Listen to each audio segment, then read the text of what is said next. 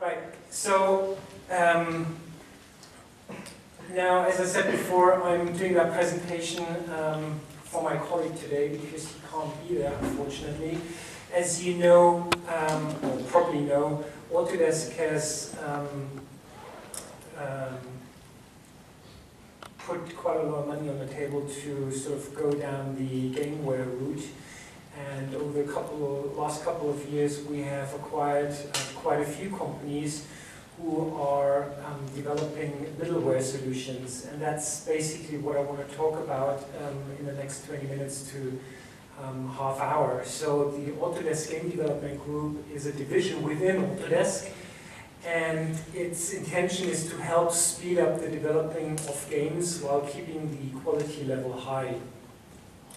So, essentially, we are providing technology to our customers that help you focus on delivering the best experience possible and also simplifying the whole game development process, meaning you can take less risk in developing a modern game.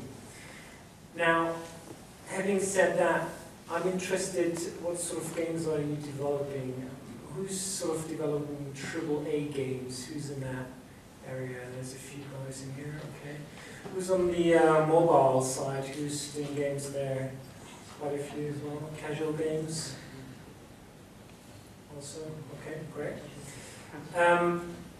Now, if we take a look at the fixed cost on production, that's basically taken from Grand Theft Auto. So over the years, it's really dramatically increased the budgets and also the complexity. And to be profitable, I guess one thing that comes in is reusable technology. So instead of for each game having to develop new technology, it makes a lot of sense to use reusable technology, and I think this is where a lot of the big games company invest heavily in, that they can reuse what they've done on the previous game and just enhance what they've done basically and reuse this. It basically reduces the risk, time and cost, and obviously increases the production. So, what's that? I have that before, so bear with me, it just switches to a 1 view again.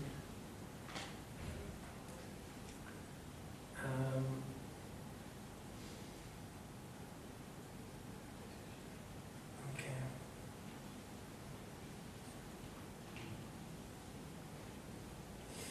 So, within our portfolio we have basically 6 technologies. Human IK is a middleware around inverse kinematics. You might know this as this is the engine that powers Motionbuilder. You've shown Motionbuilder, yeah? So you've seen that in Ben's presentation. Kinapse, which is a pathfinding middleware. cognition and population that is new this year. It basically augments KNAPs to provide controllable, believable artificial intelligence for hundreds of characters. Beast, which is a global illumination middleware, and Scaleform, which is the leading solution of Flash-based user interface tools and middleware. Now, let's take a look at Human IK, KNAPs, and Beast, and a bit of Scaleform to sort of explain you what it actually is. Does anybody know gameware yet from Autodesk? Have you heard about this? Hands up? A few? Okay, so that's good. So there's quite a bit to explain. So let's take a look at the Human IK 2013. So what is Human IK? Basically, it is a runtime technology that really helps you to create much more believability with your characters and also help them interact in their surroundings. There are really four main areas of the technology that helps you do this. Full body IK is probably the most well-known aspect of Human IK. We will go into this a little bit more in detail later, but this provides you a very naturalistic posing of characters, all of which can be done in real time on your game's engine. We also provide real-time retargeting, where you can build up a library of animations and apply them to characters of different sizes, height, limb length, you name it. So it's actually, very powerful because you can reuse all of the animations you've done and you don't have to do them for each character individually. We also have a foot contact system, which is incredibly powerful, which means that it helps the character to place its foot solidly on the ground or terrain around him, so you don't get any sliding or unnatural looking posing or positioning when a character is walking upstairs or climbing complicated surfaces, for example. We also have a number of look at and reach controls, as you can see here in the screenshot from the Assassin's Creed game. It really helps you make your character interact with the environment or also other characters around him. So Human IK can help provide higher quality animation and give you a more interactive game experience. So really the greatest benefit of Human IK is its time saving. So essentially you're working with far less animations because the IK system is procedural and it can make a standard library of animations seem like you've put in an awful lot of work. And it is incredibly efficient because not only are you using the procedural animation to give you much more diverse animations, but you can also use your library of animations you have created on a wide variety of characters using the retargeting system.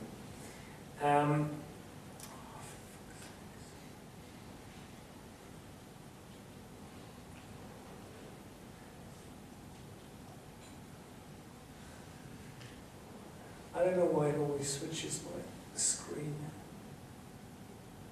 to that.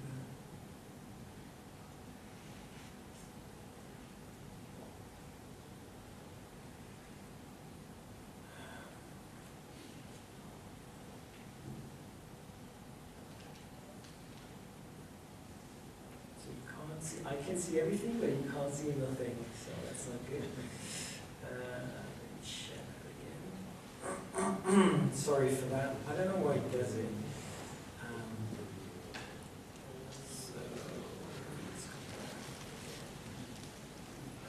Okay, there we go.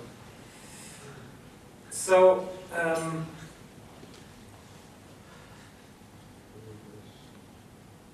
as I said, it is incredibly efficient because not only are you using the procedural editing.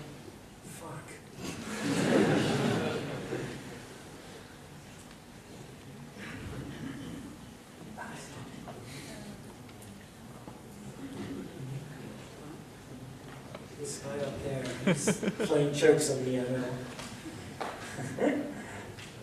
Let's see again.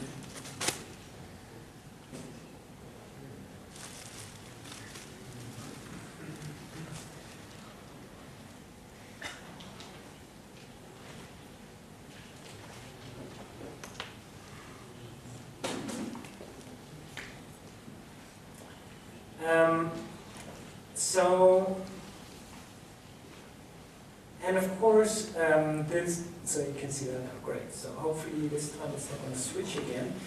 And of course, this ends up in a very dynamic character that can interact naturally. I don't know what's happening. I don't know where it's switching all the time.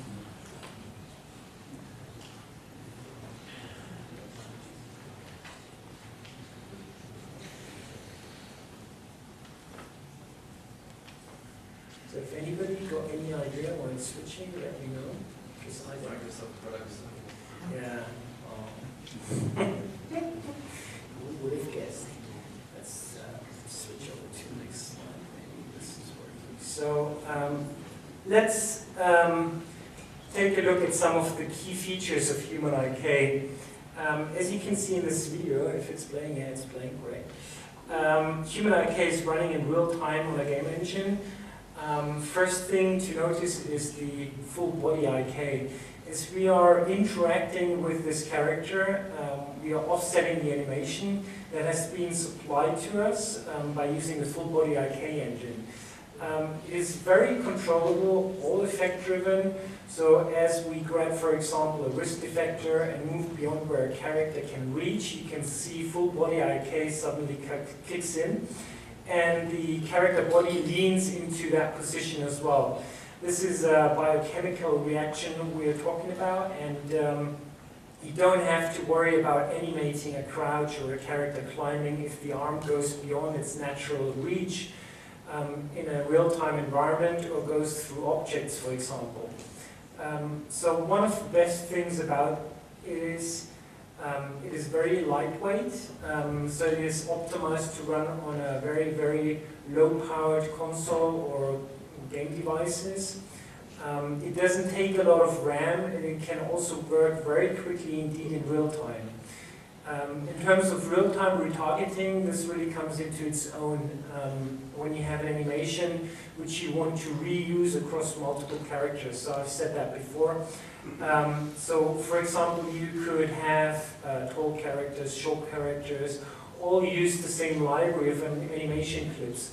And of course, this can be applied in runtime, and the major advantage here is that you not only have to generate less animation by hand, but you can also reduce the amount of memory and disk space requirements because you're storing less data in general. Let's hope it doesn't do the same again. Another major feature is the foot contacts.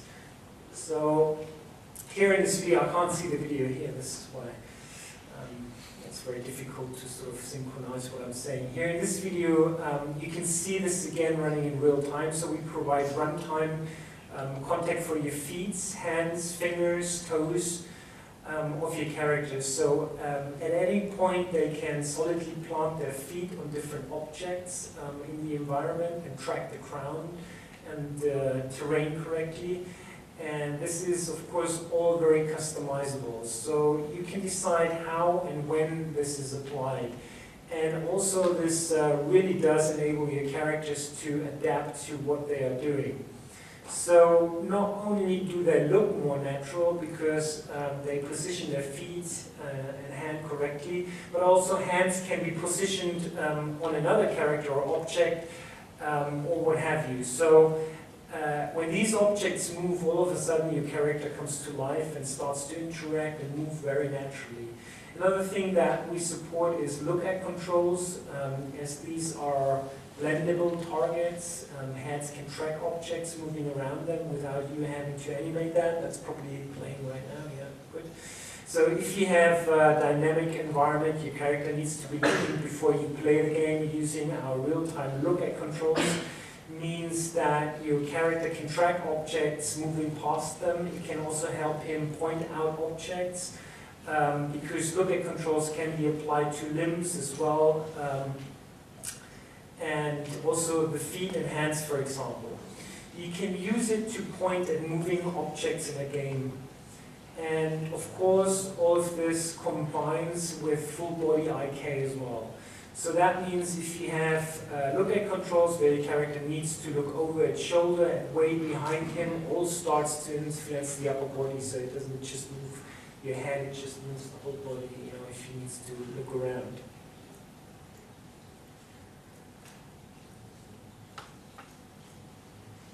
So I'm going to play a short video now that shows some of that technology from one of our customers. So bear with me a second until I have pointed that video out and found it.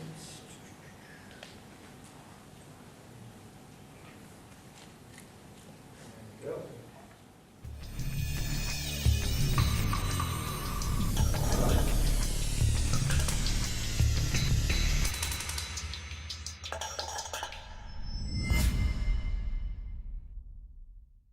EA Sports. It's in the game. EA Sports MMA is probably the most realistic fighting experience you can have in a video game.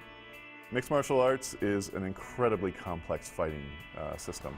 You have your traditional striking, but you also have grappling on the ground, and you have grappling at points in between the stand and strike. So you have the clinch battle and a lot of free-form stuff.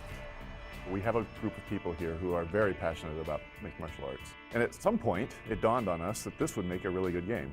We pulled a small group together to do a demo. It was a rough playing prototype, and we pulled stuff from every single game we could. It was, we will go to our sister product and we'll take Fight Night and we'll use the best of what they've got. We will go to Madden and we'll take what they have and use the best of what they got. We were going to beg, borrow, steal, or buy anything that we needed in order to get this thing up and running as quickly as we possibly could. And it actually worked out quite well and was very playable. That led to Greenlight, which was a wonderful day. We went out and celebrated. From that point, we started to build the team fairly rapidly and look at our technologies. And Maya is one of the most powerful tools in the industry, and our technical artists especially live in there. There really wasn't an option for going somewhere else. We use Maya for almost everything that we do with our characters. We prototype everything that we're doing in Maya, from facial animation to the muscle deformation, and in some cases we're using it to manipulate textures, warping UVs. With our swelling in particular, we used Maya's vertex color sets to define an area of the face. So we had target joints in our head, and when those were being hit, the game would pass damage data and drive our blend shapes. We then converted those to runtime code so that the same thing that was happening in Maya was happening in our game. EA has a long history of making fight games, and we have an enormous motion capture library. We have files that are made on completely different characters, completely different skeletons, and we were able to use Motionbuilder to bring in that data, transfer the animation from the one rig to the new rig with really good results, and it made it really easy to find a move that was what we were looking for, put it on our new character, get it in the game, and see how it would work quickly. If you watch mixed martial arts, the ground game is a key component to the fighting style. In a dynamic environment where we have somebody who's 6'5" fighting someone who's 5'8", we can't have a strike point that just sits out there in space that we move the hand to. We need to be able to put it on the guy's chin. So in order to get it to where it needs to be at the time it needs to be there, we use Human IK. Using Human IK, we'd be able to get all the poses, everything to look natural and correct, and it looked the way that we wanted to. One of the things we were able to do was we used the auxiliary effectors in Motionbuilder, and we would put an auxiliary effector on the wrist and parent it to our opponent. And so as one character is punching another, we were able to blend on the reach T, reach R properties on that auxiliary effector through the course of the punch. And then once we got that data into our game engine, the results that we got in Motionbuilder were identical to what we would get in game. The reach T, reach R properties carry over from our Motionbuilder file to our game engine that uses Human IK. So previewing was pretty easy. We have a feature in our game called Live Broadcast. It gives everyone the opportunity to be a virtual professional athlete. You will get an opportunity to fight on a large stage, and it can be broadcast out to thousands of people at the same time. We'll have special guest commentators. Live broadcast is an experience unlike any other. When you know that hundreds of people are out there watching, you can move beyond just somebody staying at home playing a video game. You can take it to another level.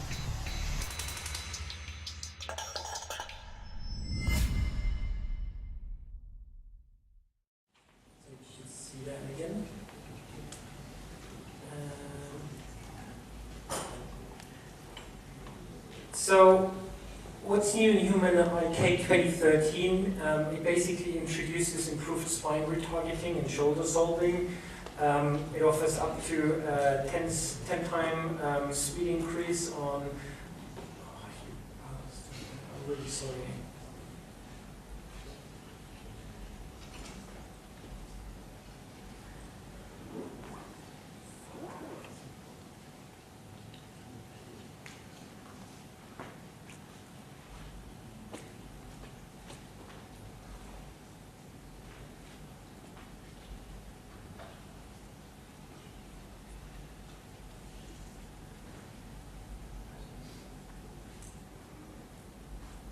So it crashed my whole PowerPoint. Screw Windows, man. Next time I do it on Mac. Okay.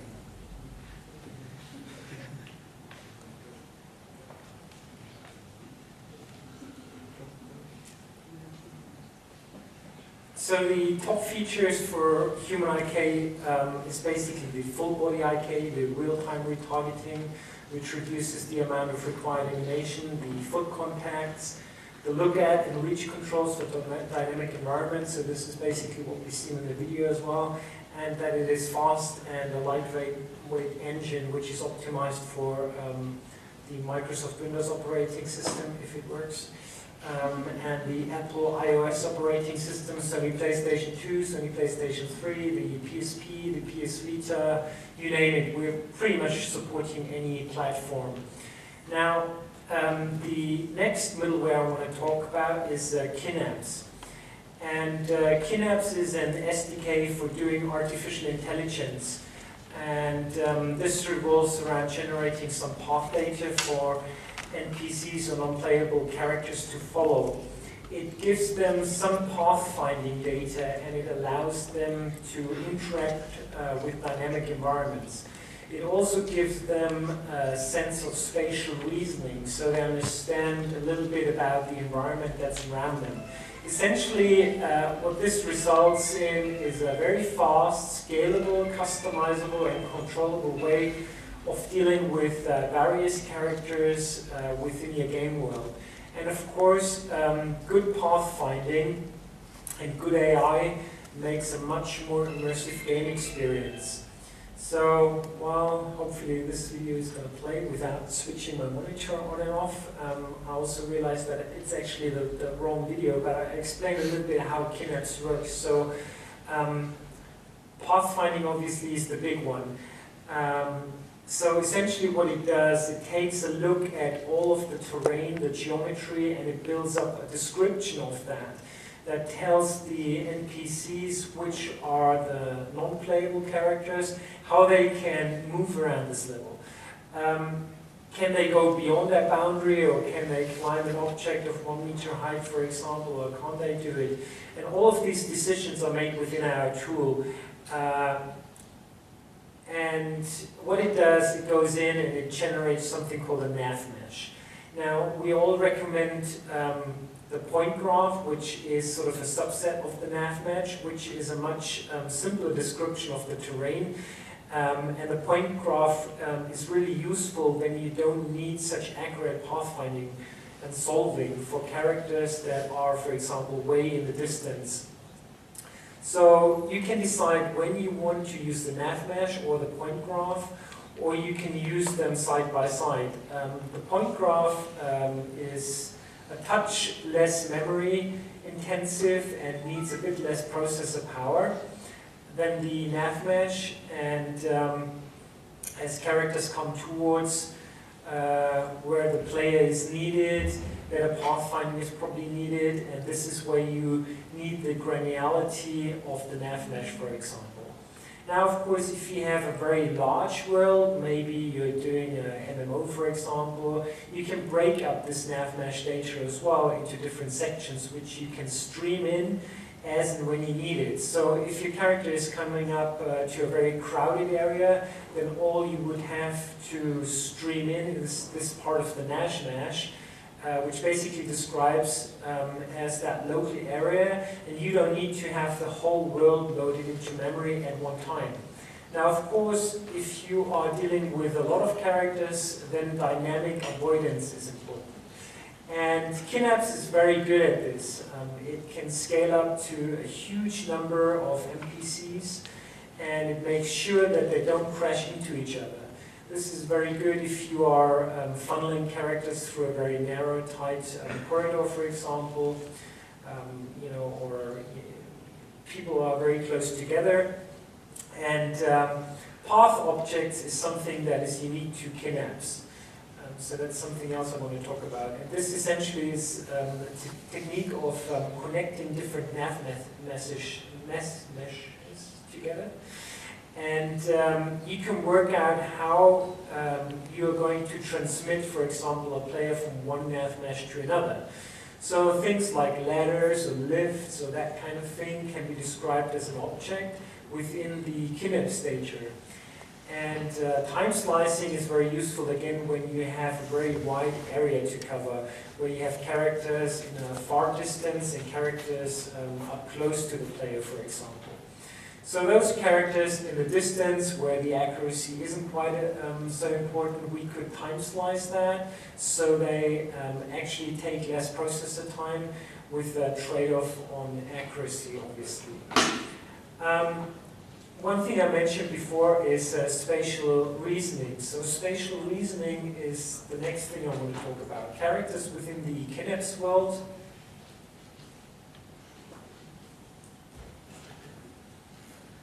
Where is he doing this?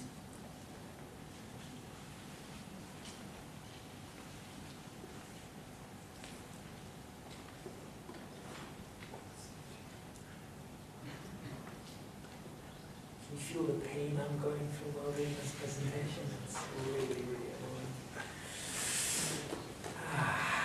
Okay, I hope it's still interesting. Huh? So people stay here, so at least that's a good sign. Not everybody's walking off, that would be really bad. So as you can see in this video here, the bodyguards are checking out different areas of cover. So they're looking at windows and the doors as the main player is walking around. So obviously we have an understanding of where they can and can't go, which is very useful, but also an awareness of what's around them can also be factored into the Kinapse data. Custom path data points are also very useful as well. So you can actually tag areas of the nav mesh with data for use of making your descriptions in a game. So for example, as an NPC runs past a cover point, you can flag that area and tell those characters to crouch down and take cover. That's still playing the video now. You can see it shows them the surroundings and they're aware of the surroundings where they can point, you know, doors, windows, and so forth. That's really very, very useful. Path data generating is something that has come leaps and bounds with the Kinapse 2030 release. Essentially what you do is you feed it a bunch of triangle soups, how I want to call it. So what you actually do is you export your level from your game in formats like OBJ, and that is what actually the Kinapse tool uses to generate the path data. We give you a lot of different tools to actually go in and dictate what parts of the map you can and you can't walk on, and how your characters behave around it. And that is what leads me to the different terrain types. So within your DCC app like Max or Maya, or any other app you have, or actually within the editor itself, you can flag different parts of the geometry with different attributes. So for example, you could have a path next to a road, and you can flag the road as being dangerous for NPCs so they don't walk over it. Another point is the collaborative workflow, which is very important for the workflow within the Kinapse process. So if you do again have a very large world and you can have multiple people working on that map at any one time generating the nav mesh data or tagging terrain types or whatever. So it's not down to one person doing that. So you could actually have a team of people working on that same world. And because you're generating such a large amount of data, we have gone to great strengths to make sure Kinapse is fully threaded. And if you have tried the previous version of Kinapse, and you haven't tried the 2013 release, I really recommend that you try it out, because you will be amazed at the speed at which you can generate this path data now. I haven't used it, but that's what I've been told, so it's up to you guys to really use it. I'm not a developer to that sense. I'm more of an artist, actually. I was, I guess. I'm still, maybe. Anyway, so for those of you who are interested, try it out. You can actually download all of that. I'll give you the link afterwards, so it's free for you to try. So, for example, if you would have 1 kilometer square, it can take only about 10 seconds to generate it. So it is incredibly fast, which means ultimately you can iterate more often and you are not stuck with just generating one nav mesh for one level. So if you change that level, it is an easy process to go ahead and update the nav mesh. So, if you change anything, you can iterate a lot quicker. Now, let's hope that this one works fine. It doesn't switch off again. Here we have got 4 entities finding a path through our level using a nav mesh data that has been generated. You can see that this is described as a green graph there directly in the scene. So as they walk away to this lift, the path objects feature takes over and works to connect that lower nav mesh with the higher up one. So our entities are transported using path objects. Has that happened already?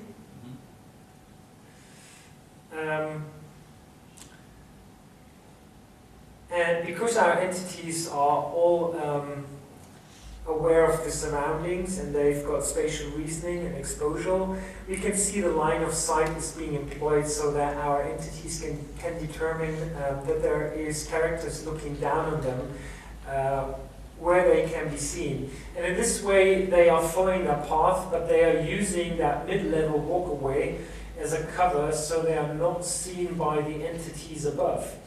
In the editor here, we are generating that path data for that level, and you can see that it was done in 1.3 seconds, so it's actually shown somewhere before. It's very difficult to sync that currently. And despite the fact that we are generating this to the nav mesh, we can introduce dynamic objects as well.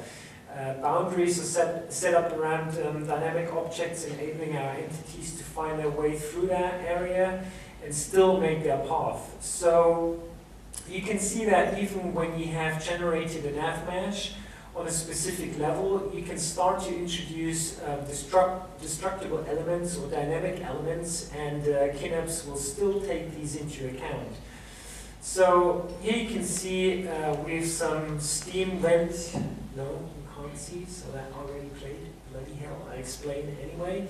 So that steam was coming out of that pipe.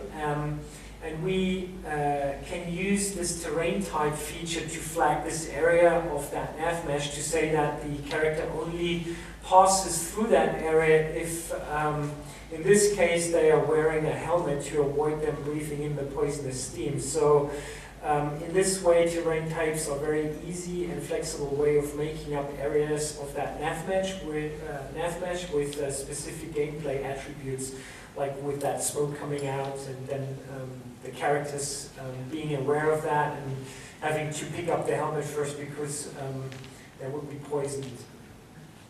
So the new thing in Kinapse 2013, it's faster and it's smaller, it uses 50% less memory. Over 2012, it has massively faster path data generation, offers a dynamic graph, is live-linked for debugging, and has smooth paths as well.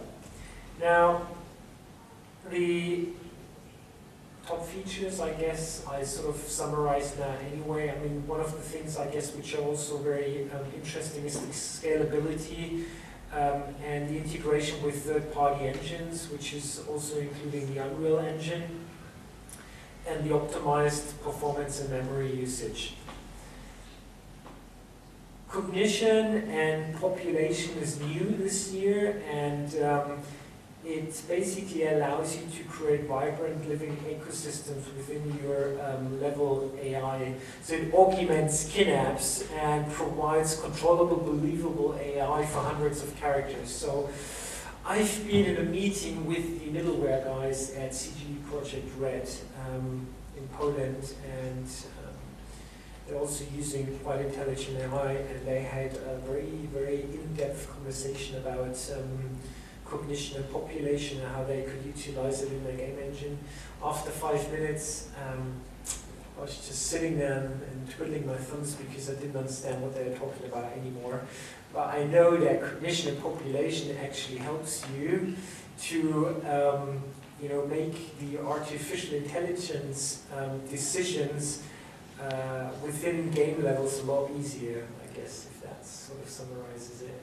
If you need more information about that, please come and see me outside, because I can put you in touch with either one of our developers or Kevin will be able to give you a lot more in-depth information about that technology, because that is what I can tell you about it and not more, to be honest. I won't be able to talk more about 3ds Next and middleware, but I'm showing you middleware today, so you have to put up with this.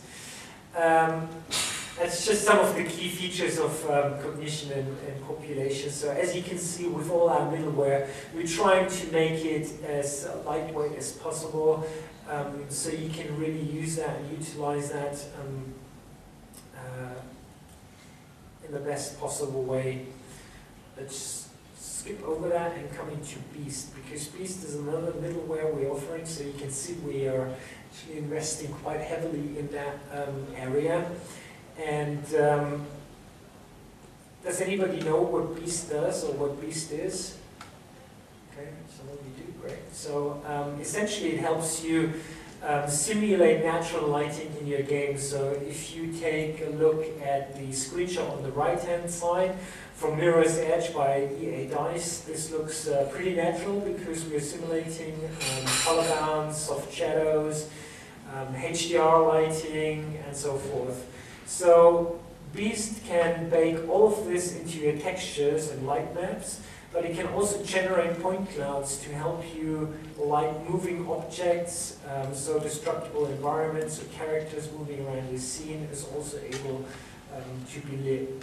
So once you start working towards generating natural lighting in your game, you get much enhanced visual quality and a more compelling game experience as a result.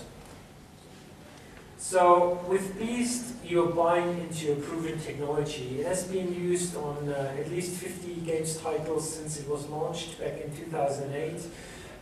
One of them obviously was Mirror's Edge by EA Dice, where we've seen the image, and you can see a few more examples of equally beautiful looking games that have come out using that same technology. Beast itself is very flexible. It is an SDK that is designed to be integrated into your games pipeline and into your level editor, but it is also flexible in that it can bake a lot of different lighting information. Not just light maps, but it can bake textures, ambient occlusion maps, normal maps, and so forth. And of course, it is very efficient. As I said before, this is sort of, I guess, what the middleware guys are really focusing on. By harnessing the distributed rendering, it makes the lighting process incredibly interactive for the artist. So I'm going to show a video of that a little bit later. So Beast can be set up into 3 sections. Let's take a look at the first one, which is liquid light.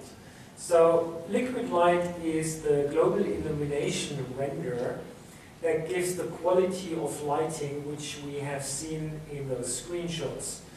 Some of the features of it is the renderer that can bake into textures. It can also do vertex lighting in a scene, as we can see on this screenshot here. And apart from that, it can also bake into a custom point cloud. So something like a spherical harmonic point cloud can be used to light characters or destructible and dynamic environments. The renderer can also generate normal maps, obviously detailed ambient occlusion maps, because it supports high-res to low-res detail transform. So you can bake all of your high-res geometry into a texture map, into a light map, into an ambient occlusion map, for use in your game engine as well. The second part is also just generating the bounce light. You can also generate direct lighting too. So you can decide if you want to use those combined or separate, so the direct or indirect lighting I'm talking about. In this screenshot, here we have both direct and indirect lighting generated by Beast. The direct lighting uses the soft shadows you can see here, and you can decide whether to bake that in or have Beast handle the bounce lighting component of your environment. As I said, the ambient occlusion is part of this, to which you can bake level-wide using Beast. So again, the point of Beast is to bring your entire level in and do all of your light baking on that level. Most people would probably be baking the ambient occlusion on a per object basis, and of course this is far more cumbersome, like my presentation here today, because I'm looking like I'm doing this on a per screen basis.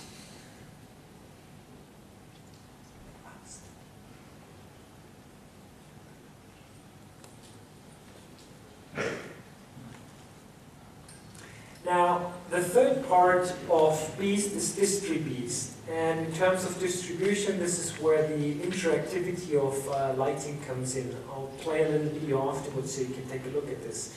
And as you see in this demo, which I'm playing in a moment, it really shows you what can be done with DistriBeast. So Beast essentially can distribute its job on an unlimited number of machines, all running the DistriBeast client.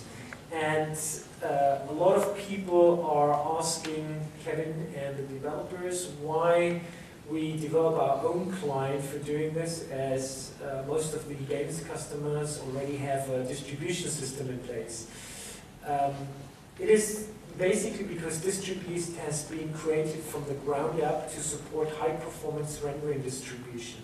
So for example, if you have 12 or 20 machines all working on the same job, the level can be cached locally on those nodes. So every time you iterate the lighting, it is only sending the minimum amount of data over the network, resulting in a very, very fast feedback, as those light maps are streamed again by DistriBeast back into your level editor. So that's really, really efficient. And I guess to be able to do that, we sort of developed our own rendering client to be able to handle that. This essentially, let's... Just throw it out the window.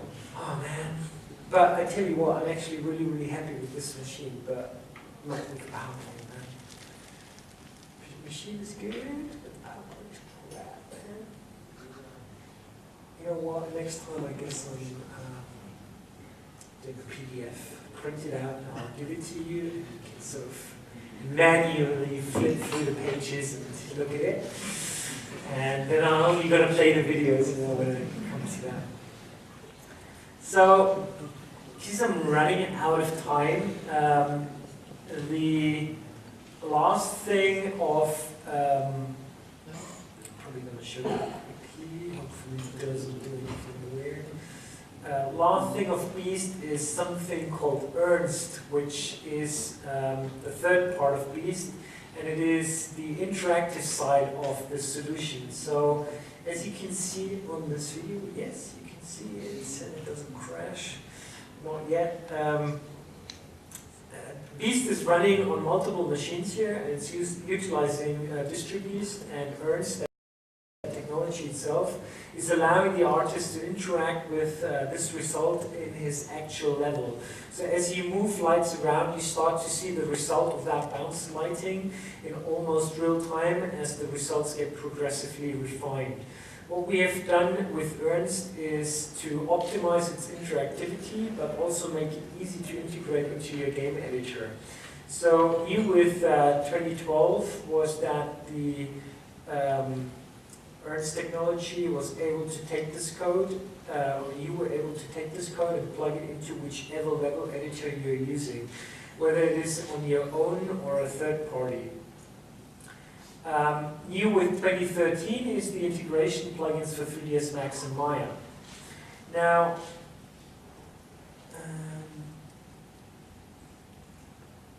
that's one of the videos. So if you're interested in that, it shows you a little bit in depth the user interface and what you can do with Beast itself and the different lighting options. You can come outside and see me afterwards, and I can show you that video and talk you through that if you want. The last thing I want to talk about is Scaleform. So, who knows what Scaleform is? Okay, also if you, I don't need to talk about that then. Great, easy. Ben, 1 o'clock I'm finished.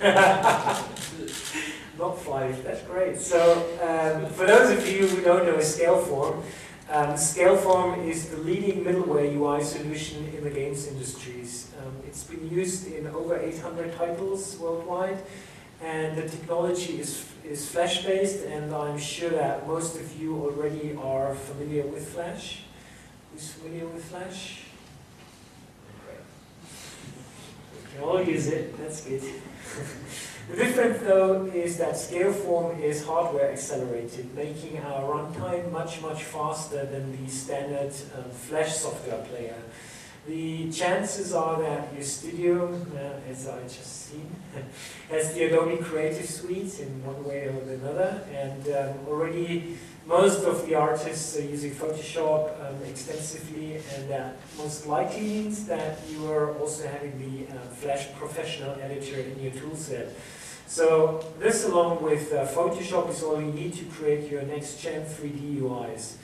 And Scaleform is extremely efficient and optimized and flexible, making your new UIs look very polished, slick, and a great game experience.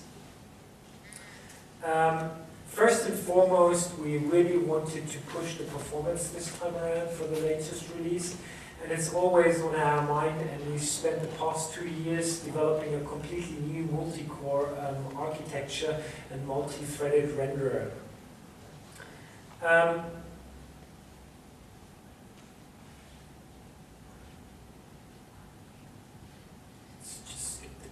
I think one of the important things I want to mention, because we have a couple of developers in here, people who are developing for the mobile platforms.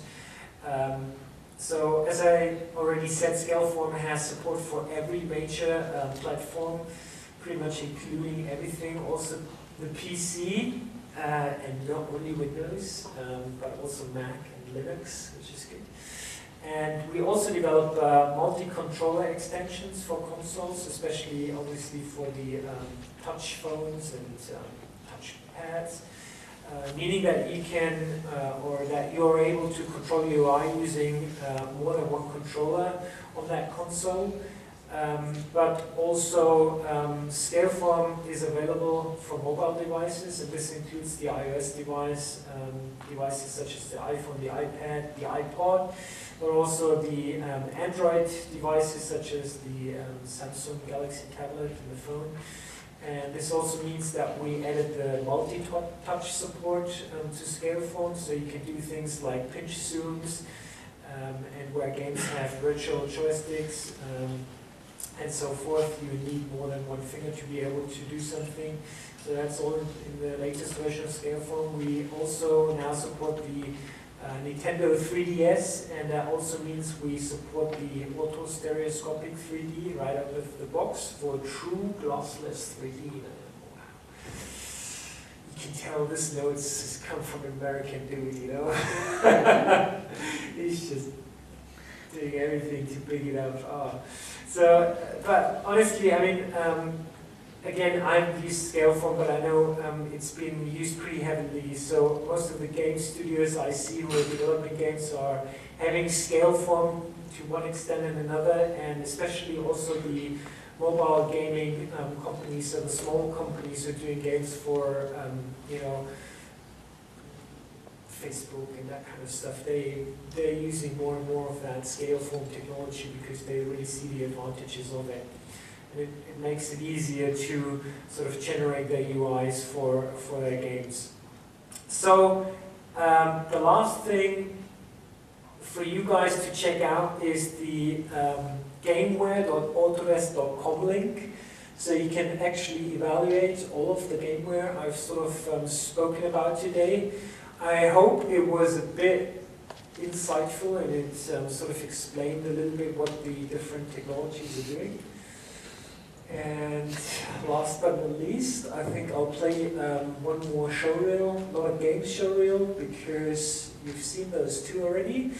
But as some of you might know, we are also taking part in the IBC trade show, which is our broadcaster trade show, which was 2 weeks ago. And we're not only doing products for game, but we're also doing products for film TV. As you know, Max Mma is also used very heavily in film TV. And the other industry sector M&E is used in is the media design side of the business, which means all the design agencies and so forth. And we have quite an extensive product portfolio in that area as well, specifically when it comes to compositing and editing. We've got Smoke on a Mac, for example, or we have high-end creative finishing products like the Flame. I don't know, is anybody here not in the games area? Are you guys also doing something else, like for broadcast and TV? It's just games. Okay, I don't know. Anyways, I'll show you that showreel. I hope you liked the presentation, even though it was a little bit interrupted. We've got a little booth outside, so come and see us if you have any more questions. Thanks for staying around.